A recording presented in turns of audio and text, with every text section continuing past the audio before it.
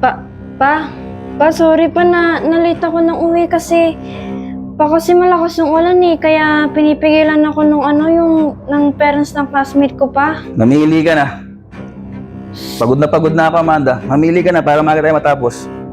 Pa, may practice ako sa... Mamili ka na! Ihampas ko pare sa mukha mo yan. Ayaw mo?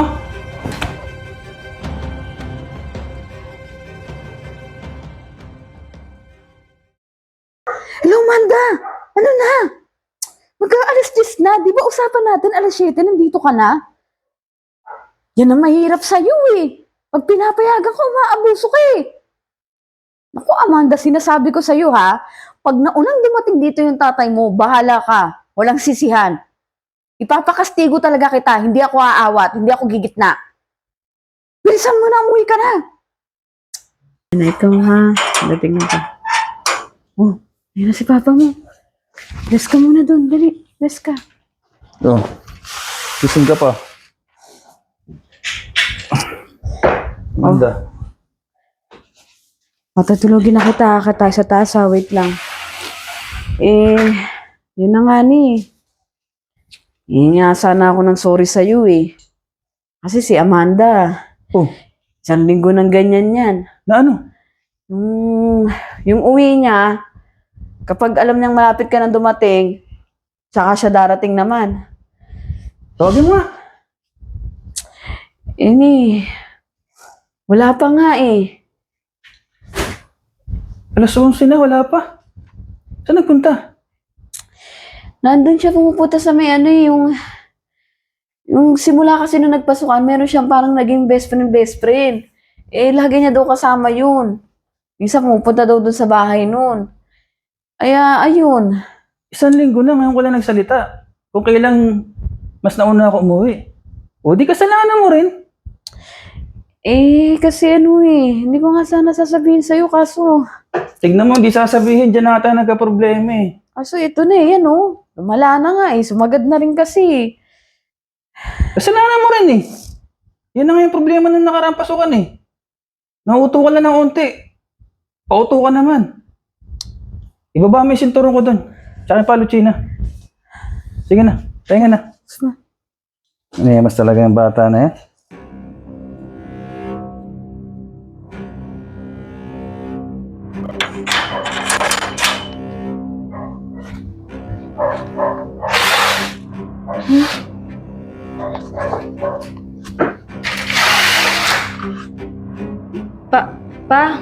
Sorry pa na nalate ako ng uwi kasi malakas yung ulan kaya pinipigilan ako ng parents ng classmate ko pa. Mamili ka na. Pagod na ako, Amanda. Mamili ka na para maaga tayo matapos. Pa, may practice ako sa... Mamili ka na! Ihampas ko pare sa mukha mo yan. Mag-aalauna na oh. Ayoko pa. Ayaw mo? Ayaw mo? Ha? Dito ka? Ayaw mo? Ayoko pa. Ha? Sorry Bakit? pa, hindi na maulit pa. Last na ito pa. Last na, promise. Hindi mo uulit. Hindi ka na nawalan ng issue. Taon-taon. Paulit-ulit tayo sa ganyan nga. Ibang tao na naman. Ibang school na yan ah. Ha? Abusado ka. Dapa. Tapo! Ayoko pa. Pa-promise pa. Hindi na maulit pa. Magtitino na talaga ako pa. Mamakawa ako pa. Ayaw mo? Ayoko talaga pa. Umupo ka. Bilisan mo. Bilisan mo. Bilisan mo. Bilisan mo. Bilisan mo. Umupo ka. Ikaw, uusap na tayo.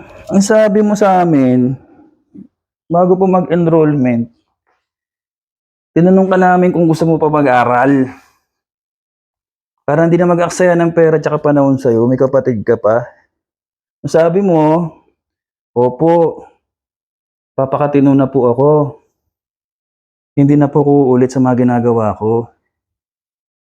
Ilang buwan pa lang tong school year na to. Ito na naman tayo, Amanda. Hindi ka nadadala sa hugupit. Sino yung kasama mo? Yung best friend ko yun pa. Kasi palagi niya akong inaaya after school eh. Nagawa na naman kami ng mga assignment nun eh. Best friend! Sa ilang buwan, nitong school na to, may best friend ka agad. Sumiyaya ka, hindi ka pwedeng tumanggi. Di ba alam mo, na pag-uwi mo, aalalay ka sa nanay mo dito? 1 linggo ka na palang ganyan. Yung kwarto mo, tingnan mo doon, parang ukay-ukay sa gulo. Magkahalo yung madumi tsaka malinis. Tsaka ba't nakaganyan ka? Saan yung uniforme mo? Inubad ko na after school pa eh. Wala naman ako sa school eh. Kapal na mukha mong bata ka. Ang kapal na mukha mo. Sa totoo lang. Ayaw mo mamilis 2 yan. Ayoko pa. Ayaw mo. Sa bagay, grade 8 ka na, no? Nakakaya kung makikitaan ka ng latay. Eto na lang, Amanda. Tatanungin kita, paano mo naging best friend yan? Ano yung definition ng tao na yan para masabi mong best siya sa'yo? Kasi Papa, simula na nag-first day, kami na talaga yung close eh. Simula na nagkadikit na kami, siya nga lang Papa yung barkada ko, wala nang iba eh. Tsaka Papa, babae naman yun, ayaw mo ng lalaki eh. Babae, hindi lalaki. So gusto mo okay lang sa amin ng mama mo. Nakadayayain ka, kahit gabi ka na umuwi, okay lang, ganun ba? Best friend na tawag mo dyan? O sige, challenge natin yung best friend mo. Kunin mo yung cellphone mo. I-PM mo ngayon, sabihin mo, best friend, pinapalayas ako ng tatay ko ngayon. Pwede ba ako niya sa inyo? Bilis! Papa, baka busy. Bilisan mo! Kung hindi, hihato ko sa mukha mo, maniwala ka. Best friend, magkakaalaman tayo ngayon. I-PM mo. Best friend, pinapalayas ako ng papa ko ngayon. Dahil kakauwi ko lang galing sa inyo. Baka pwede ako dyan sa inyo. Bilisan mo no. Pakita mo sa akin bago mo i-send. Ito pa. O, i-send mo ngayon.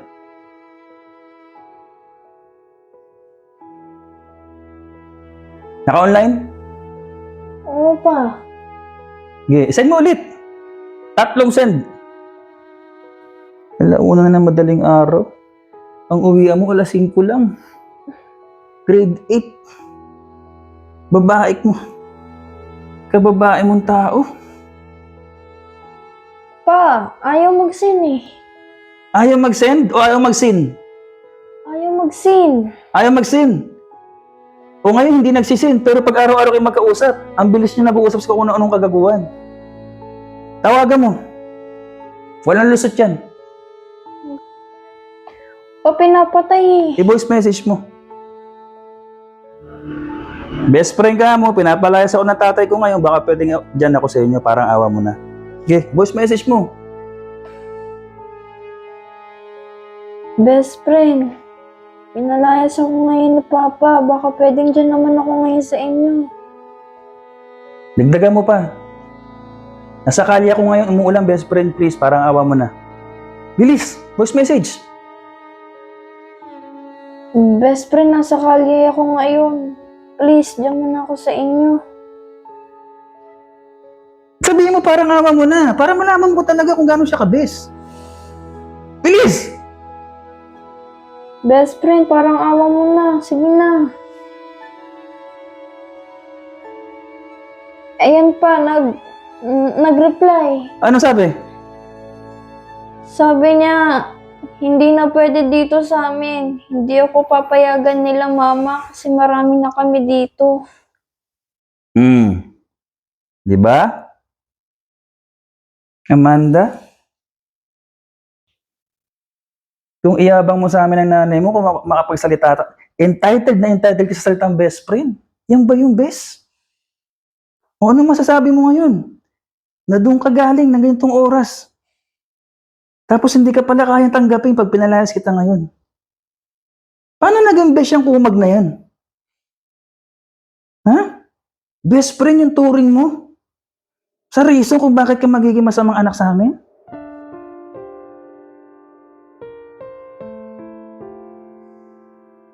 Best friend yung tawag mo. Sa taong hindi man na mag-PM sa nanay mo kung nandun ka talaga o wala. Best friend ang tawag mo. Kung bakit pwede ka mapahamak ngayong gabi bago ka umuwi rito. Okay pa sana hindi ka na lang umuwi eh. May intindihan ko eh. Kung talagang best friend siya. Kasi iisipin niya na delikado na eh. Dapat sinabi niya rin sa magulang niya na mapa, baka pwedeng dito muna si Amanda kasi delikado na. I-PM natin yung magulang niya. Kasi best friend niya ako, concern ako sa kanya. Ginawa ba yun? Diba hindi, Amanda? Tingnan mo. Oh. Kaya ka namin tinatanong bago magpasukan kung gusto mo pa mag-aral o hindi na. Wala namang problema eh. Pero hindi ka dito titira. Ayaw di kita sakta na sana eh. Kaya lang ikaw na naghanap ng sarili sakit ang katawan mo eh. Tinan mo yan oh. Hindi ka kayang tanggapin kung papaalisin kita.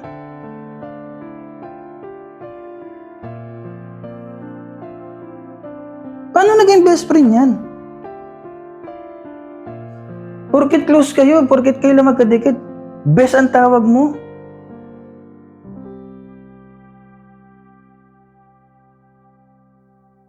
Huling tanong ko na sa iyo to. Mag-aaral ka pa hindi na? Gusto ko matuloy yung pag-aaral ko. Gusto ko makapagtapos. Gusto mo makapagtapos pero yung ginagawa mo pang tambay, pang adik, pang batang walang magulang na maayos na binubuhay siya. Yung ganyang ugali, hindi bagay sa amin ng nanay mo yan. Kita mo naman may kapatid ko pang isa oh. Hindi kasi ako manghihinahin sa'yo, Amanda, sa totoo lang eh. Kasi kung mapatay ka, kasalanan ko pa eh. Kaysa gulping kita ng gulping, palayasin na lang kita, bahala ka na lang sa buhay mo. May isa ka pa kapatid eh. Hindi ako takot mawala ka. Hindi ako takot kung anong mangyari sa'yo. Ginusto mo yan eh. Okay lang na tawagin na lang kaming pabayang ama o pabayang ina. Okay na lang yun. Wala naman silang alam sa tunay na buhay natin eh. Kaysa naman yung ganito, paulit-ulit. Ilang beses naman nangyari sa'yo sa kalye. Ilang beses ka na napahamak sa mga ganyang barka-barkada eh. Hindi ka nagtatanda. Sakit na yan, Amanda. Ang hirap mo nang gamutin.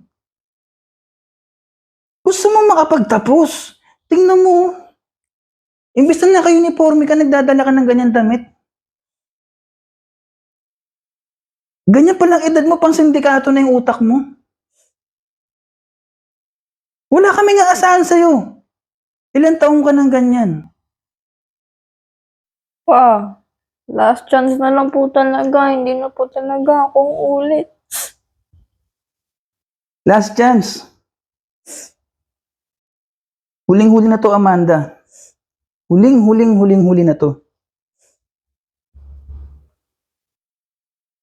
At idukdok mo dyan sa ulo mo na hindi best friend ang sinasamahan mo. Worst friend. Kasi kung tunay yan sa'yo, may respeto yan dapat sa amin ng magulang mo.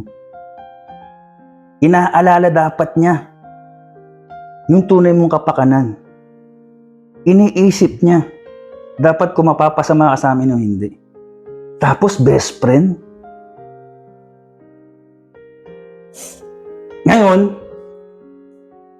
kung sisirain mo pa rin itong huling pagkakataon mo, mamili ka na lang. Ikaw ang lalayas o kami?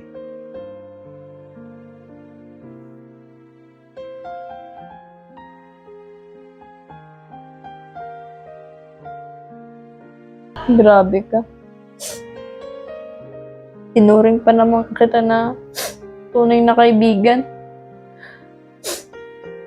Tama yung papa ko. Worst friend dapat ang label ko sa'yo.